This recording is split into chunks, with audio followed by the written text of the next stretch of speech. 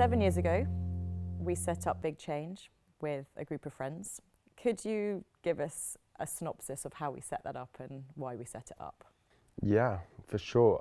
So, as you know, we have both always been passionate about having an impact in the world and understanding about problems and how did it come about originally? I think Virgin was sponsoring the London Marathon, and I was like, let's run it, and you were like, let's do it as a giant caterpillar, something like that. Well, we knew we were going to be made to run it. Yes. And we were like, how can we do this in a bit more fun way? Yeah, so let's rope in a bunch of friends and try and break a world record. Literally rope them in. And so we broke the world record for the most amount of people to complete a marathon tied together, which was interesting because you're not allowed to detach while you're doing it. So all the girls had to pee, and it was all in the middle of the street, and it was all kind of hectic, but great fun. And we raised a lot of money, as you know, but then when we checked up on where the money went, the organisations really didn't know, and that sort of encouraged us to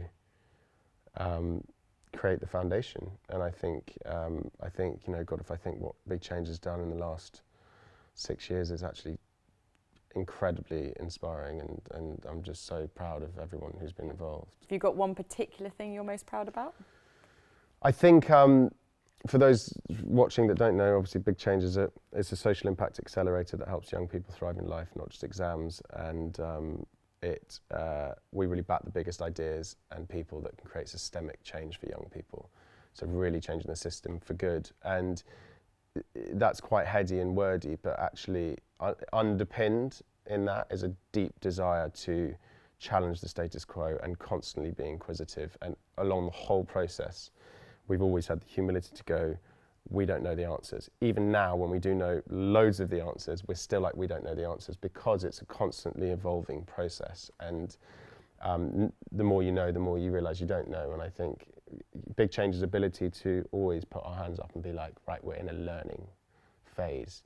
We're constantly being in a learning phase. And I think that's enabled us to grow really quickly, to get other people's experience in, and also to have the humility to create collaboration between different organisations. People we put in the room who are like working in the same sector around Great Britain, who are like, this is ridiculous, we've never met before. They're trying to break the old model of competitive charity and actually going like, we're all fighting for the same thing here. How do we collaborate? And I'm super proud of you and Noah, our cousin, who had the brainwave of a fundraising idea for Big Change. Can you elaborate a bit more about the Strive Challenge and why you came up with that idea and how it links to Big Change? Yeah, I'm so proud of Strive. The name comes off my favourite Einstein quote, which is very long. So maybe I won't say it now, but we can attach it somewhere on the video if anyone wants to read it. But the thing about the quote specifically is that it's the striving for the achievement that's in itself part of the end goal.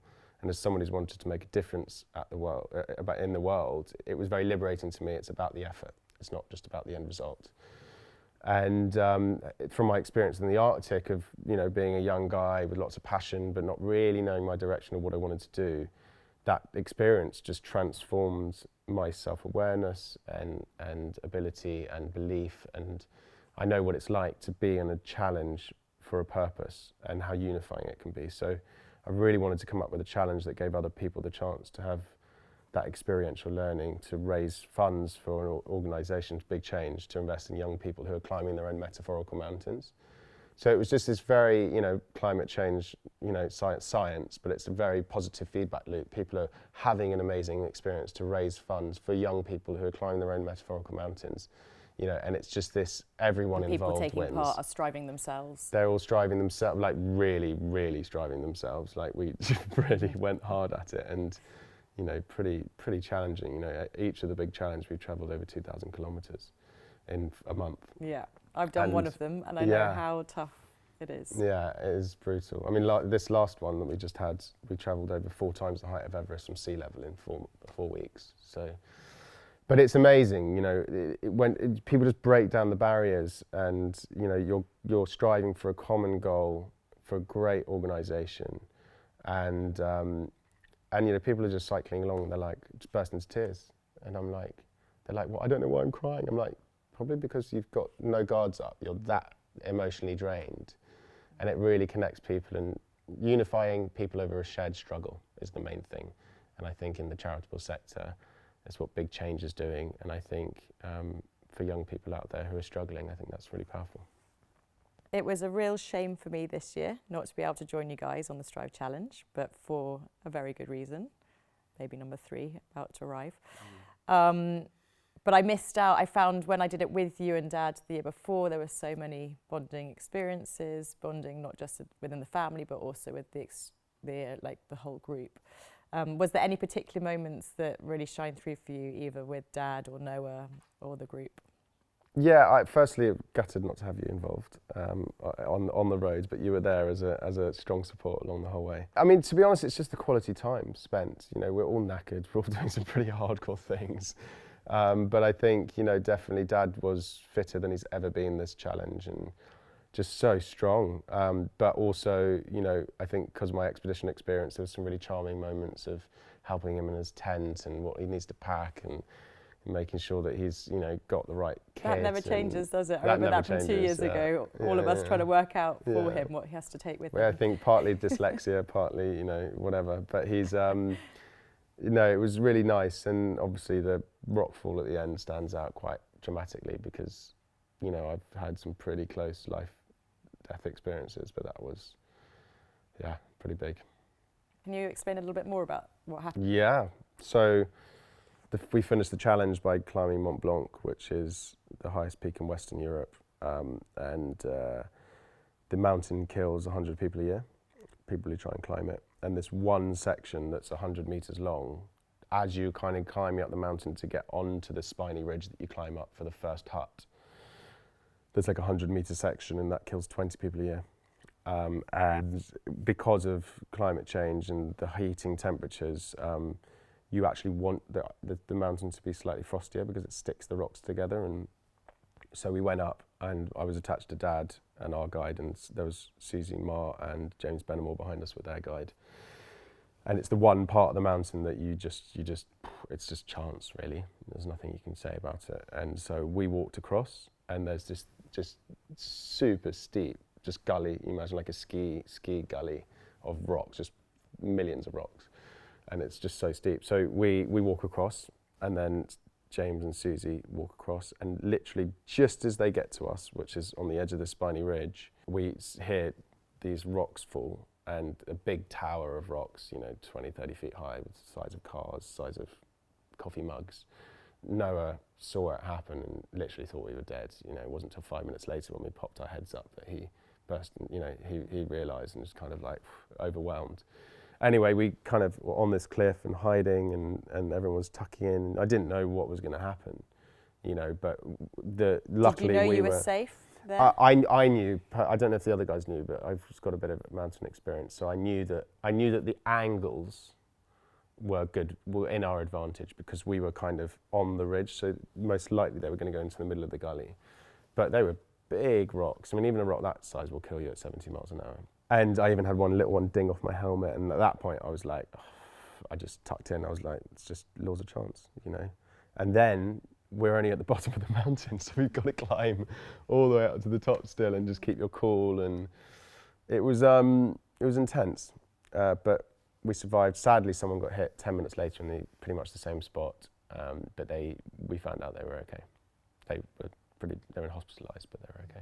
Yeah, me hearing the story after the fact, and I knew that you were all fine, I burst into tears because it was just that unpredictability of mountains. Yeah. Because I've done Mont Blanc with you before when we launched Big Change, and for us the experience was pretty plain sailing, and it was a really fun, great weather. We had the best of it, and I just didn't think when you all set off that it was going to be risky at all. And that's why I think we shouldn't climb any more mountains, because you just never quite know what's around the corner. Yeah, agreed. And we'll see. I mean, there is something quite beautiful about being up that high, and I think you just have to be practical. There's risks involved, but that's why it's rewarding sometimes. We've definitely inherited an adventure gene, and I love the fact that we've done so many adventures together, whether it be climb a mountain, go across the Atlantic on a speedboat to try and break the speed world record, run marathons. But now that we've got children, I definitely think a lot more about setting off on these adventures, and I weigh up the risks a lot more. I'm not sure Dad did when we were younger, or maybe he did, but he thought about it in a very different way to the way that I do. And he put himself into many life-threatening situations. Do you remember those experiences when he was off on the balloon trips? And do you also remember like how it made you feel? I think the early balloon trips, so the Atlantic and the Pacific, you know, I can only really remember that from photos I've seen of myself sort of playing in the balloon. So I think naively, maybe healthily naively, I didn't really know the extent of the risks associated with it, and just exciting, lots of people and lots of things going on. I think Mum also protected us a lot from those ones when we were little. We didn't go to many of them. True, yeah. But the round the world I do, because I was older, and there were 6 attempts at that. So we didn't only have to go through it once, we had to go through it 6 times. And I always have this image of me from Dad's book with my wonderful blonde curtains at the time, just walking away from him in my bomber jacket, just crying. And it probably wasn't until quite recently, actually, that I realised the extent of how scared I was. You know, I remember looking back and, you know, sneaking into Dad's capsule to leave a note saying, "Love you, Dad, please come home." And literally... You were probably about 11? Something like that, yeah, on the first one. And, you know, there's a lot of big stuff going on, and I could comprehend a lot of it, but I think really, if I trace down to how I really felt, I was very, very scared, you know, that Dad might not come home. But, you know, having undertaken my own big adventures, maybe, well, I've nearly died a few times on them, but slightly, you know, I think the chances of me being killed on my adventures are much more on the small side, whereas Dad's more likely to die than he's not likely to die on those trips. But he was also, you know, had many more motives.